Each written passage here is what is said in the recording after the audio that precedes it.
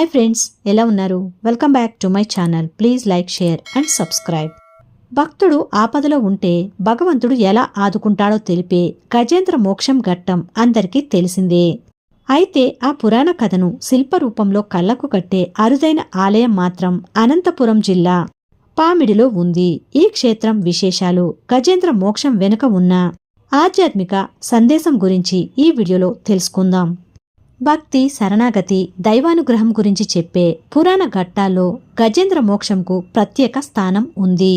భక్తుడు ఆపదలో ఉన్నప్పుడు భగవంతుడు ఎంత వేగంగా స్పందిస్తాడో తెలియచేసే ఈ కథను తెలుగు ప్రజలకు మరింత చేరువ చేసింది మాత్రం భక్త కవి పోతన రచించిన ఆంధ్ర మహాభాగవతం. ఈ అద్భుత ఘట్టాన్ని శిల్పరూపంలో దర్శింపజేసే ఒక అరుదైన ఆలయం ఆంధ్రప్రదేశ్లోని అనంతపురం జిల్లాలో ఉంది.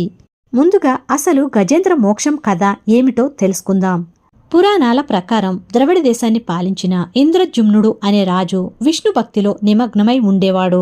ఒకసారి అగస్త్య మహర్షి వచ్చినప్పుడు రాజు ధ్యానంలో ఉండి ఆయనను గౌరవించలేకపోయాడు. దీంతో ఆగ్రహించిన మహర్షి అతడిని ఏనుగ్గా జన్మించమని శపించాడు. ఆ శాప ఫలితంగా ఇంద్రజుమ్నుడు గజేంద్రుడుగా జన్మించాడు. ఒకరోజు తన గజసేనతో కలిసి సరస్సులో విహరిస్తూ ఉండగా ఒక మొసలి అతని కాలును పట్టుకుంది. గజేంద్రుడు తన శక్తి మేర పోరాడిన మొసలి బలానికి తట్టుకోలేకపోయాడు. చివరకు తన శారీరక బలం సరిపోదని గ్రహించి పరమాత్మనే శరణు కోరాడు. భక్తుడి మొరకు వెంటనే స్పందించేది శ్రీ మహావిష్ణువే. సర్వశక్తిమంతుడైన విష్ణుమూర్తిని గజేంద్రుడు హృదయపూర్వకంగా ప్రార్థించగా ఆయన వెంటనే వైకుంఠం నుంచి బయలుదేరాడని భాగవతం చెప్తుంది. భక్తుని ప్రాణాలను కాపాడాలనే తపనతో ఆలస్యం చేయకుండా వచ్చి సుదర్శన చక్రంతో మొసలిని సంహరించాడు. మొసలి రూపంలో ఉన్న గంధర్వుడు తన శాపం నుంచి విముక్తి పొందగా గజేంద్రుడికి విష్ణుమూర్తి మోక్షాన్ని ప్రసాదించాడు.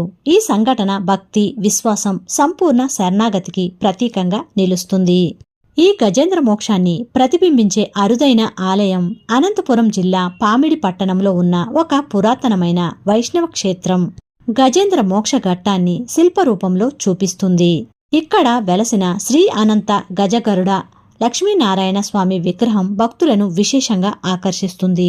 ఈ విగ్రహ నిర్మాణం ఎంతో ప్రత్యేకంగా ఉంటుంది.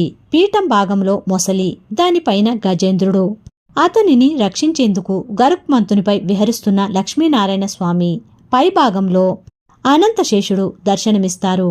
ఒకే విగ్రహంలో మొత్తం గజేంద్ర మోక్ష ఘట్టాన్ని ప్రతిబింబించే శిల్పకళ అరుదుగా కనిపిస్తుంది. గజేంద్ర మోక్ష విగ్రహంతో పాటు ఈ ఆలయంలో ఇతర దేవతల విగ్రహాలు కూడా కనిపిస్తాయి. ఈ క్షేత్రంలో అనేక వైష్ణవ సంప్రదాయాలకు చెందిన దేవతా విగ్రహాలు కూడా ఉన్నాయి.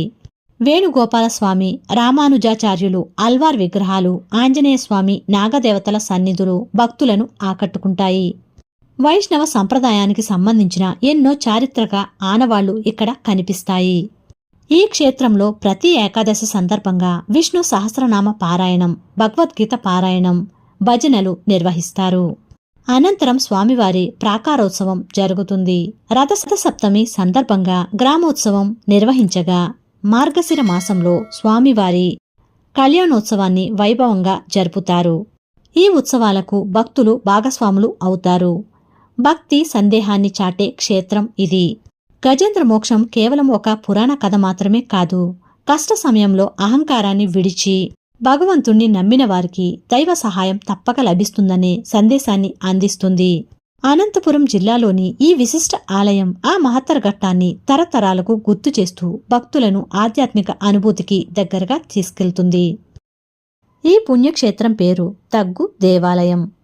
ప్రపంచంలోనే మరి ఎక్కడా లేని విధంగా ఈ ఆలయ పీఠంలో మొసలి, దానిపై కాలు పట్టుకుని విలపిస్తున్న గజేంద్రుడు, వారిని రక్షించడానికి లక్ష్మీ నారాయణులను తన భుజాలపై మోసుకొస్తున్న గరుక్మంతుడు, పై భాగంలో అనంతుడు, ఇలా మొత్తం ఘట్టాన్ని ఒకే భారీ విగ్రహ రూపంలో ఇక్కడ మలిచారు.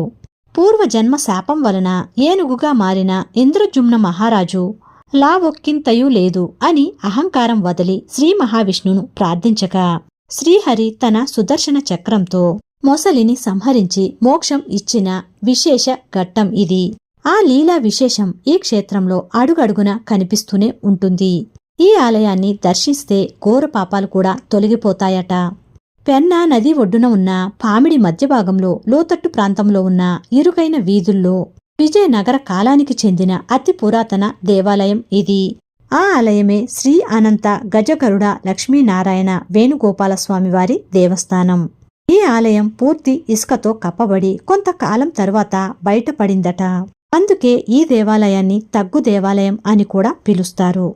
ఒకే శిలలో మొసలిపై గజం, దానిపై గరుత్మంతుడు, ఆయన చేతులపై శ్రీ లక్ష్మీనారాయణుడు, ఎడమవైపు లక్ష్మీదేవి, తలపై 7 తలల అనంత నాగశేషుడు, స్వామి చేతుల్లో శంకు చక్రాలు. ఇక ఒక చెయ్యి అభయమిస్తుంది, మరొక చెయ్యి అమ్మవారి నడుమును చుట్టుకుని ఉంటుంది. ఈ ఆలయం అతి పురాతనమైనదిగా చెప్తారు. మరిన్ని మంచి వీడియోస్తో మళ్ళీ మీ ముందుకు నెక్స్ట్ వీడియోతో మళ్ళీ కలుద్దాం. Until that take care, by by. Thank you for watching. Please like, share and subscribe.